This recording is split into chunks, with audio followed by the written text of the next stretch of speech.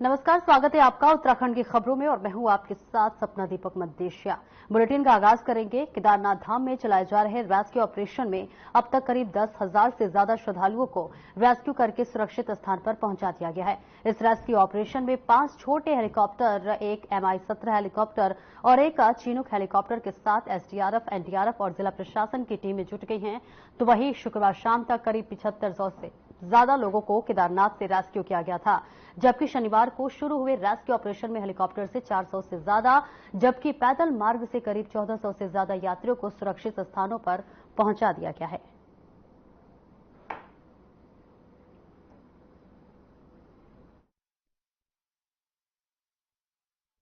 बताना चाहेंगे कि कल तक हमने लगभग 7,500 से ज़्यादा लोगों को निकाला था। आज हमने अभी तक 3 बजे तक का फिगर हमारे पास है कि लगभग 420 लोग हेलीकॉप्टर से निकाल लिए गए हैं और वर्तमान में हमने निकाला है लिंचोली से और चीड़बासा से। हमने लिंचोली को खाली कर लिया पूरा। लिंचोली में कोई टूरिस्ट नहीं फंसे हैं इस समय और हमारा गौरीकुंड भी लगभग खाली है। 10-12 बुजुर्ग लोग हैं जिनको हम डोली के माध्यम से ले जा रहे हैं।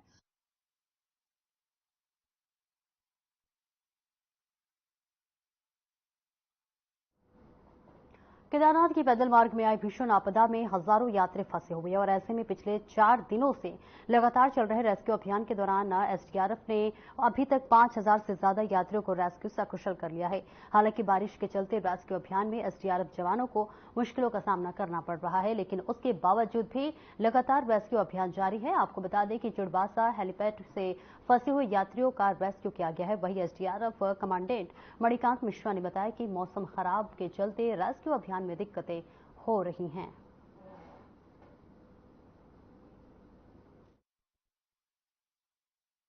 हम अभी जिस जगह पर हैं वो चीड़बासा है और यहाँ एक पहले से ही बना हुआ हेलीपैड था, लेकिन लैंडस्लाइड यहाँ हो गया था, जिसके कारण से इस हेलीपैड में बहुत सारे पत्थर आ गए थे, जो बड़े पत्थर भी थे, इसके कारण से ये फंक्शनल नहीं था। आज हम अपनी टीम के साथ SDRF के 8 जवानों के साथ भीमबली पर उतरे। भीमबली से यहाँ हम पहुँचे, ये करीब 2.5 किलोमीटर का रास्ता है और यहाँ के हेलीपैड को हमने क्लीन किया। इसके जितने बड़े पत्थर थे सब बाहर किए इससे और हेलीपैड को हमने जो यहाँ के फंसे हुए हैं उनको वापस सुरक्षित स्थान पर ले जाने के योग्य बना दिया और यहाँ से अभी हेलीपैड की सॉर्टी शुरू हो गई है और रेस्क्यू कार्य प्रारंभ हो गया।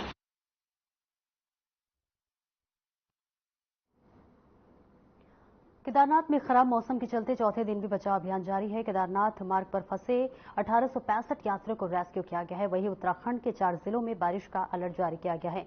उत्तरकाशी, चमोली, बागेश्वर, नैनीताल में अलर्ट जारी किया गया है।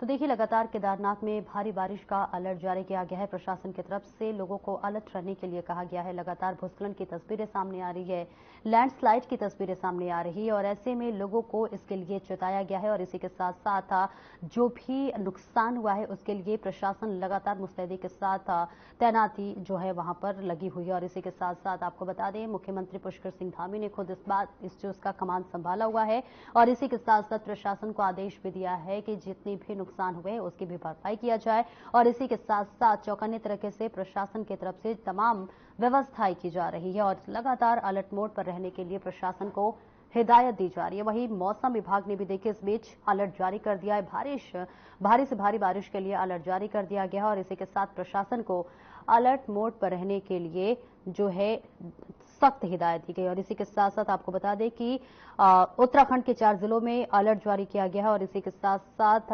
भारी बारिश का भी अलर्ट जारी किया गया। 4 वो जिले हैं जहां पर ज्यादा चौकन्ने रहने की जरूरत है, जिसके लिए प्रशासन को सख्त हिदायत दी गई है कि किसी भी प्रकार की जो है इस तरह के लैंडस्लाइड या भूस्खलन होने पर उस चीज पर मुस्तैदी के साथ लोगों की सहायता की जाए और इसी के साथ साथ जो भी लोग फंसे हुए हैं उनको निकालने की भरसक प्रयास किया जाए। प्रशासन अलर्ट मोड पर है। मुख्यमंत्री जो है लगातार इस बात का जायजा ले रहे हैं, निरीक्षण भी कर रहे हैं और प्रशासन को हिदायत भी दे रहे हैं कि इस पर खास तौर से नजर बनाए रखें। वहीं कांग्रेस पार्टी के प्रदेश अध्यक्ष करण माहरा ने सोनप्रयाग के साथ ही अन्य स्थानों पर फंसे श्रद्धालुओं को जल्द से जल्द रेस्क्यू करने की मांग की है। उन्होंने पार्टी के प्रदेश कार्यालय में प्रेस वार्ता के दौरान कहा कि जिस तरह से आपदा आई है, ऐसे में सरकार को रेस्क्यू ऑपरेशन को तेज करना चाहिए। उन्होंने सवाल भी उठाया कि बीजेपी के विधायक ने जिस तरह से रेस्क्यू ऑपरेशन के दौरान केदारनाथ धाम का दर्शन किया, इससे बीजेपी के दोहरे चरित्र का भी पर्दाफाश हुआ है। करण माहरा ने कहा कि आपदा के नुकसान को लेकर जल्द ही कांग्रेस पार्टी का एक प्रतिनिधिमंडल मुख्यमंत्री पुष्कर सिंह धामी से मुलाकात करेगा।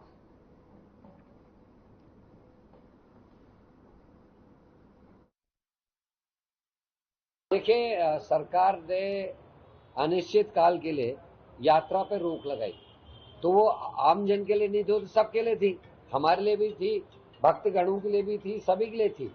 तो ऐसे में पूर्व मंत्री और विधायकों का वहां जाना निश्चित ही दुर्भाग्यपूर्ण है। चॉपर्स का इस्तेमाल लोगों को रेस्क्यू करने में लगाया जाना चाहिए, ना कि मंत्री और उनके परिवार या पूर्व विधायकों के परिवारों को वहां ले जाने के लिए होना चाहिए था। ये ऐसा समय नहीं था।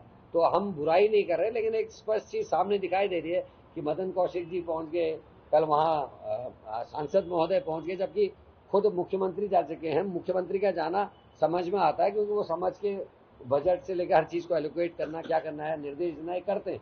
लेकिन मदन कौशिक जी का जाना, अनिल बलूनी का जाना समझ से परे है।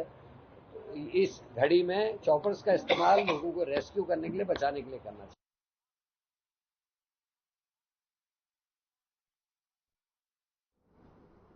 उत्तराखंड में हो रही लगातार बारिश के कारण पहाड़ी क्षेत्रों में भूस्खलन होने से कई सड़कें बंद हैं। वहीं चारधाम यात्रा पर आए कई हजार श्रद्धालु अभी फंसे हुए हैं। वहीं सरकार की तरफ से उन्हें सुरक्षित निकालने के लिए लगातार प्रयास जारी है और इस आपदा की घड़ी में युकाडा भी फंसे श्रद्धालुओं को निकालने के लिए लगातार प्रयासरत है। इसको लेकर युकाडा के अपर सचिव सी रविशंकर ने कहा कि इस आपदा की घड़ी में कई हेलीकॉप्टर लोगों को निकालने में लगे हुए हैं और करीब 4000 से अधिक लोगों को अब तक सुरक्षित बाहर निकाला जा चुका है।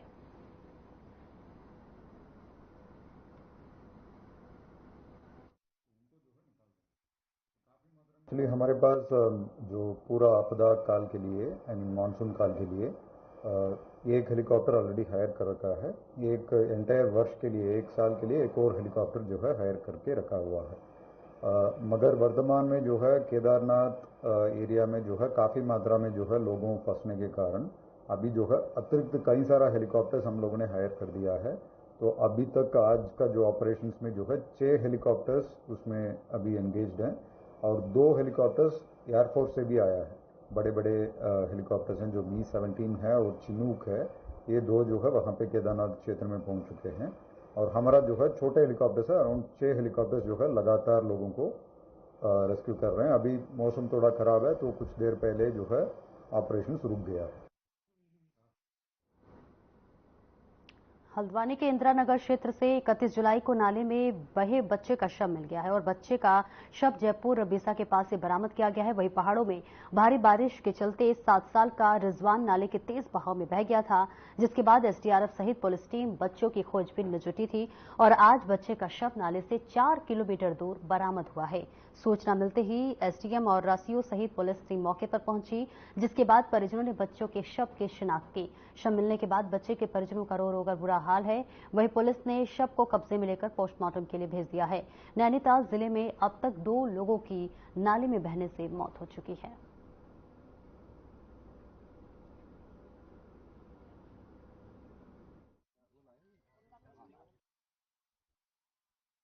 शाम को एक खबर आई थी हमारे पास कि एक बच्चा जो है शनिवार रिजार के पास से बह गया है।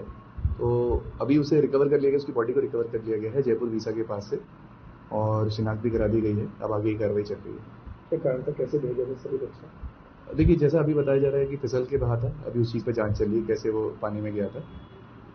कौन कौन सी टीमों से ढूंढने की लगी थी? इसमें एसडीआरएफ लगी थी, हमारी एसडीआरएफ ने काफ़ी मेहनत करी है। इसके अलावा फायर की टीम लगी थी और हमारी थाना टीम लगातार इन्होंने इस चीज़ के बारे में सूचना देने की कोशिश करी और उसके अलावा जगह जगह ऑपरेशन चलाए गए।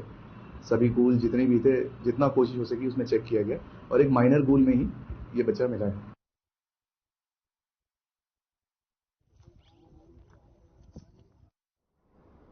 उत्तराखंड के कुमाऊं मंडल से जुड़े आर्म्स डीलरों की बैठक में सर्वसम्मति से संगठन का गठन किया गया। कुमाऊं मंडल के समस्त आर्म्स डीलरों ने कुमाऊं आर्म्स एसोसिएशन का गठन कर कार्यकारिणी का विस्तार किया और बैठक में आर्म्स डीलरों ने व्यापार को लेकर आ रही दिक्कतों को लेकर विस्तार से चर्चा की और इस दौरान किच्छा निवासी आर्म्स डीलर जितेंद्र सिंह संधू को कुमाऊं मंडल का अध्यक्ष चुना गया। वहीं बैठक में जितेंद्र सिंह संधू को कुमाऊं मंडल अध्यक्ष, राजेंद्र सिंह को उपाध्यक्ष, अतुल गुप्ता को सचिव, अमित कुमार वर्मा को उप सचिव, वही सौभाग्य टंडन को कोषाध्यक्ष चुना गया। संगठन के नवनियुक्त कुमाऊं अध्यक्ष जितेंद्र संधू ने संगठन के सभी सदस्यों का आभार व्यक्त करते हुए आर्म्स व्यापारी और संगठन हित में कार्य करने का भरोसा दिलाया है। उन्होंने बताया कि व्यापार संबंधित समस्याओं के समाधान के लिए जल्द ही एक प्रतिनिधि मंडल प्रशासनिक अधिकारियों और मुख्यमंत्री पुष्कर सिंह धामी से मुलाकात कर समस्याओं से अवगत कराएगा। हमारी मीटिंग हुई, पूरे कुमाऊं मंडल की आर्म्स एसोसिएशन के बारे में मीटिंग हुई और सारे जितने डीलर्स थे कुमाऊं मंडल के आर्म्स डीलर सब इकट्ठे हुए, सबकी सहमति से कल मीटिंग हुई। मीटिंग होने के बाद हमने एक एसोसिएशन का गठन किया, जो कि काफी समय से एसोसिएशन का गठन नहीं हुआ था। वो कल एसोसिएशन का सबकी सहमति से गठन हुआ है और उस मीटिंग में सभी ने सर्वसम्मति से मुझे कुमाऊं मंडल का आर्म्स एसोसिएशन का अध्यक्ष चुना है।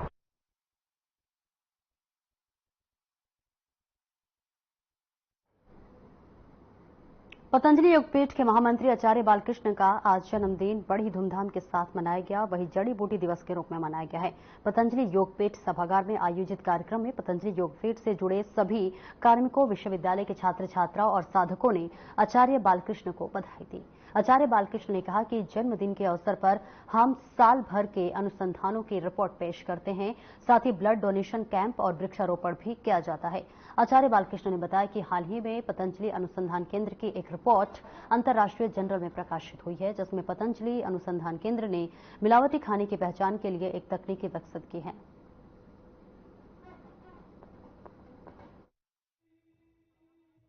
काफी काम फाइनल स्टेज पर है, लास्ट ट्रायल के लेवल पर चल रहा है, वो बहुत जल्दी आ जाएगा। इतना फायदा टेस्टिंग लैब है जिनका बड़ा अभाव है, तो उसके बाद बड़ा हाँ, ये फुल टेस्टिंग लैब के लिए भी नहीं, इंडिविजुअल लेवल पर यदि अपने घर में किचन में भी जैसे हम लोगों ने इसमें शहद, दूध, तेल, घी, इस तरह के पदार्थों का भी एक स्ट्रिप से आप मैक्सिमम जो अडल्टेशन है उसको मैपिंग कर सकेंगे। तो सब्जियां हैं, दालें हैं, अन्न है, उन सब का ये क्रांतिकारी काम है। हालांकि बार्क के साथ में हम लोगों ने पहले इसके लिए थोड़ा काम किया था, उसके बाद फिर हमारी टीम पूरी लग करके अपने आप, यदि दुनिया के लिए मैं कहूं तो अपनी तरह की ये पहली टेक्नोलॉजी है। तो बड़े लैब के बिना आप घर में बैठ करके लैब वाली जितने भी जो पैरामीटर्स हैं उसके माध्यम से आप एनालिसिस कर सकेंगे कि ये खाद्य खाने योग्य है या नहीं है।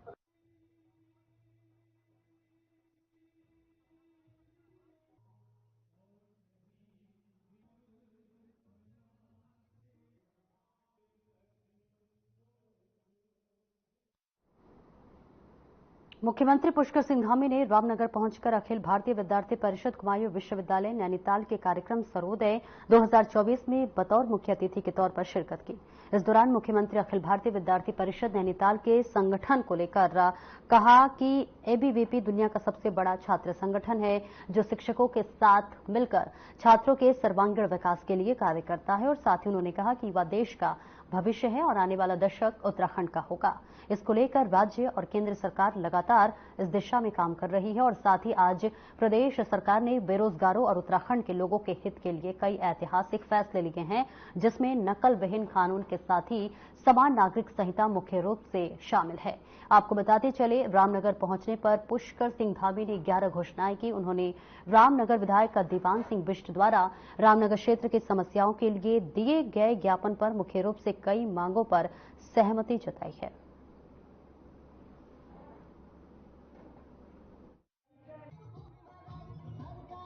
छात्रों और शिक्षकों के बीच दोनों के मिलकर, दोनों के समन्वय से छात्रों के सर्वांगीण विकास के लिए काम करता है। मेरे युवा साथियों, हमें इस शक्ति को नए भारत के निर्माण में लगाना है। नए भारत के निर्माण में हमें अपना योगदान देना है। आज हमारे प्रधानमंत्री जी के नेतृत्व में, कुशल मार्गदर्शन में, आज जहां एक ओर युवा भारत के हर क्षेत्र में आज आगे आ रहा है, संपूर्ण विश्व का नेतृत्व आज भारत कर रहा है। करना चाहूंगा पीयूष जोशी व हेमंत रावत जी से, माननीय मुख्यमंत्री जी को सीएम पुष्कर सिंह धामी ने उत्तराखंड के लोकपर्व हरेला के उपलक्ष्य में आयोजित वृक्षारोपण कार्यक्रम में प्रतिभाग किया। इस अवसर पर उन्होंने पौधारोपण कर पर्यावरण संरक्षण का संदेश दिया और इसी के साथ मुख्यमंत्री पुष्कर सिंह धामी ने कहा कि उत्तराखंड के साथ ही पूरे देश में हरेला पर्व मनाया जा रहा है। सनातन संस्कृति में प्रकृति को मां के रूप में पूजे जाने की परंपरा है। साथ ही उन्होंने कहा कि हमारी धरोहर और प्रकृति का संरक्षण बेहद जरूरी है।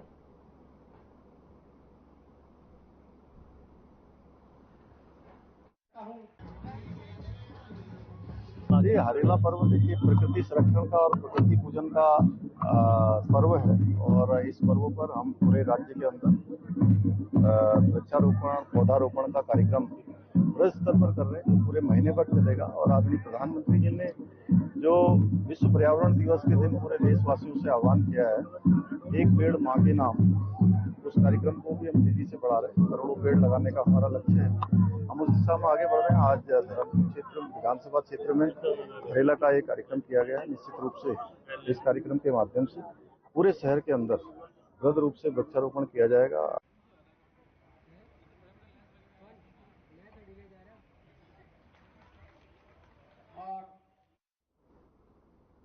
मुख्यमंत्री पुष्कर सिंह धामी ने मुख्यमंत्री आवास में उच्च स्तरीय बैठक के दौरान अधिकारियों को दिए गए निर्देश कि शासन के वरिष्ठ अधिकारी भारी बारिश से प्रभावित क्षेत्रों में राहत एवं बचाव कार्यों का निरंतर निरीक्षण करते रहें और इसी के साथ जिलाधिकारी द्वारा राहत एवं बचाव कार्यों के लिए जो भी सहायता की मांग की जा रही है उस पर त्वरित कार्रवाई करते हुए उन्हें सहयोग प्रदान किया जाए। इसी के साथ मुख्यमंत्री के निर्देश पर केदारनाथ यात्रा मार्ग के प्रभावित क्षेत्रों में आधारभूत संरचना के रेस्टोरेशन के लिए आयुक्त गढ़वाल मंडल विनय शंकर पांडे को नोडल अधिकारी नियुक्त किया गया।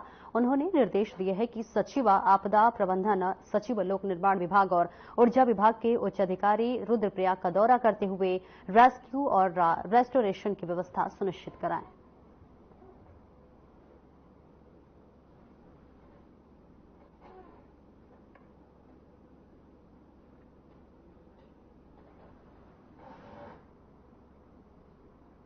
वहीं मुख्यमंत्री पुष्कर सिंह धामी ने केंद्रीय सड़क परिवहन और राजमार्ग मंत्री नितिन गडकरी से प्रदेश की क्षतिग्रस्त सड़कों के पुनर्निर्माण में सहयोग का अनुरोध किया है।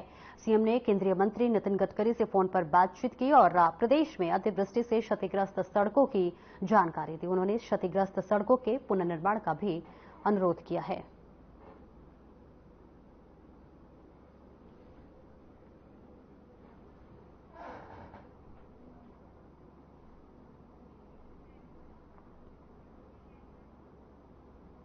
उत्तराखंड के मानसून सत्र को लेकर सरकार अपनी तैयारी में जुट चुकी है, क्योंकि विधानसभा का मानसून सत्र इस बार 21 अगस्त से लेकर 23 अगस्त तक चलेगा, जो कि विधानसभा सत्र इस बार गैरसैंण की भराड़ीसैंण में कराया जाएगा। और वहीं विपक्ष भी सरकार को घेरने के मूड में लग रहा है, क्योंकि विपक्ष के नेता प्रतिपक्ष यशपाल आर्य ने सरकार को घेरने की रणनीति शुरू कर दी है। यशपाल आर्य का कहना है कि यह एक प्रक्रिया है और सरकार की बाध्यता है कि सरकार को मानसून सत्र भराड़ीसैंण में ही कराना होगा। हमारी मांग है कि सरकार अवधि को बढ़ाए, क्योंकि 3 दिन में विपक्ष के प्रश्नों का जवाब सरकार नहीं दे पाएगी।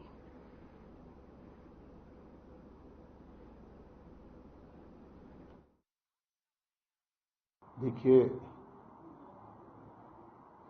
ये बाध्यता है सरकार की कि सदन 6 माह में आहूत हो,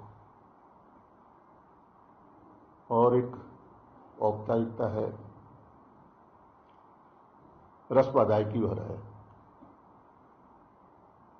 बहुत ही महत्वपूर्ण प्रश्न हमारे माननीय विधायकों के द्वारा लगाए गए हैं, लगभग 500 से ज्यादा प्रश्न, और बड़े सवाल भी हैं। आपदा एक बहुत बड़ा मुद्दा है।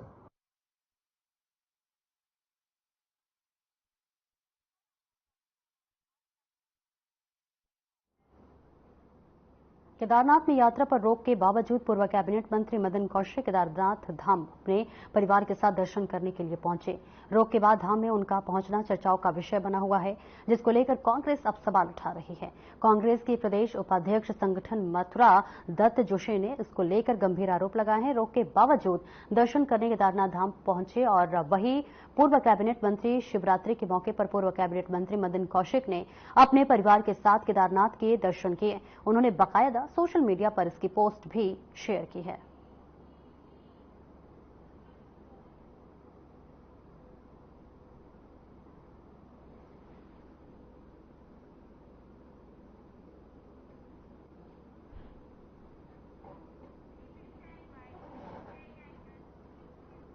केदारनाथ धाम में हालात को देखते हुए कांग्रेस ने अपनी यात्रा स्थगित कर दी है। आपको बता दें, केदारनाथ में इस वक्त बदहाल की स्थिति देखने को मिल रही है, तो वहीं कांग्रेस की केदारनाथ प्रतिष्ठा रक्षा यात्रा आपदा के चलते सामान्य स्थिति होने तक स्थगित कर दी गई है। राहुल गांधी के दिशा निर्देश पर प्रदेश कांग्रेस कमेटी के अध्यक्ष करण महरा ने यात्रा स्थगित करने का ऐलान किया है। बता दें, यात्रा सीतापुर तक पहुंच गई थी और सीतापुर से आगे रवाना होनी थी। वहीं कांग्रेस की प्रदेश उपाध्यक्ष सूर्यकांत धस्माना ने इसकी पुष्टि की है। सामान्य स्थिति होने के बाद कांग्रेस फिर से सीतापुर से आगे की यात्रा शुरू करेगी। साथ ही पूर्व सीएम हरीश रावत ने सोनप्रयाग में आपदा से हुए नुकसान को देखते हुए यात्रा में आगे जाने का कार्यक्रम पहले ही स्थगित कर दिया है। स्थगित करने का मुख्य कारण ये है कि केदारनाथ धाम जाने के लिए एक तो जगह जगह पर रास्ता टूटा हुआ है। इस समय वहां पर राहत और बचाव कार्य चल रहा है। पार्टी ने यह तय किया है कि वहां के राहत और बचाव कार्य प्रभावित न हो, और हमारे सर्वोच्च नेता आदरणीय राहुल जी ने भी कहा है कि कांग्रेस के कार्यकर्ता राहत और बचाव कार्य में जुटे। यात्रा फिर हो जाएगी, तो इसलिए हमने ये यात्रा स्थगित की है और जैसे ही यात्रा मार्ग सुचारू रूप हो जाएगा।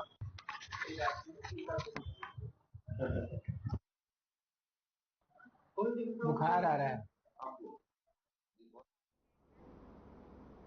खबर टनकपुर से, जहां बीते कुछ वर्षों से चंपावत जनपद के सीमांत क्षेत्र में सौंदर्यीकरण और साफ सफाई अभियान कार्यों ने तेजी पकड़ी है। नगर में विशेष सफाई अभियान चलाकर समय समय पर नगर पालिका परिषद टनकपुर में अहम भूमिका निभाई है, जिसको लेकर टनकपुर की आम जनता ने उत्तराखंड मुख्यमंत्री के साथ नगर पालिका परिषद टनकपुर और पर्यावरण मित्रों का आभार व्यक्त किया है। आपको बताते चले, मुख्यमंत्री पुष्कर सिंह धामी के आदेश के अनुसार मानसून काल में डेंगू मलेरिया जैसे संक्रामक बीमारियों से बचाव हेतु नगर पालिका परिषद टनकपुर प्रशासक आकाश जोशी और अधिशासी अधिकारी भूपेंद्र प्रकाश जोशी के नेतृत्व में विशेष सफाई अभियान चलाते हुए नालियों की साफ सफाई और कीटनाशक दवाइयों का छिड़काव किया जा रहा है।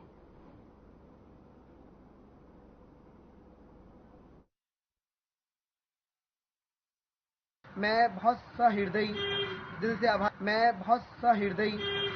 आभार व्यक्त करता हूं हमारे जिला चंपावत जिला के विधायक और उत्तराखंड मुख्यमंत्री के सफल प्रयासों द्वारा चंपावत जिला एक मॉडल जिला बनने जा रहा है। इसी क्रम में टनकपुर नगर पालिका परिषद के जो ईओ साहब भूपेंद्र जोशी जी हैं, इन्होंने इसमें कई अच्छी भूमिका निभाई है और भूपेंद्र प्रकाश जोशी जी ने कई अच्छी भूमिका निभाई है और अन्य अधिकारियों के साथ उन्होंने मिलकर के नेतृत्व में सौंदर्यीकरण को बहुत तेजी से विकास किया है। जैसे हर वार्ड में इंटरलॉक टाइल्स लगवाई, नाली साफ सफाई करवाना, कीटनाशक दवाई छिड़काव कराना। इवन अगर कोई आपदा भी आई है तो उस वक्त में मौजूदा पब्लिक के सामने मौजूद रहना। जैसा कि इस समय देखा जा रहा है, उत्तराखंड के मुख्यमंत्री पुष्कर सिंह धामी जी, उन्होंने शहर की इतना अच्छा व्यवस्थित कर रखा है, इतना सौंदर्यीकरण कर दिया है। पार्कों में नाली निर्माण और टाइल्सें और जगह जगह बैठने के लोगों के लिए सीट लगवा दी गई हैं।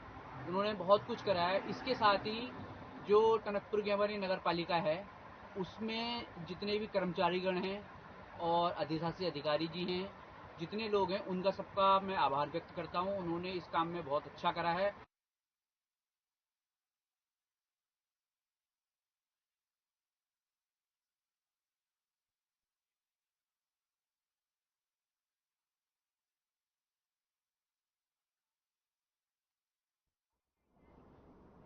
और इस बुलेटिन में इतना ही। खबरों का सिलसिला आगे भी जारी रहेगा। नमस्कार।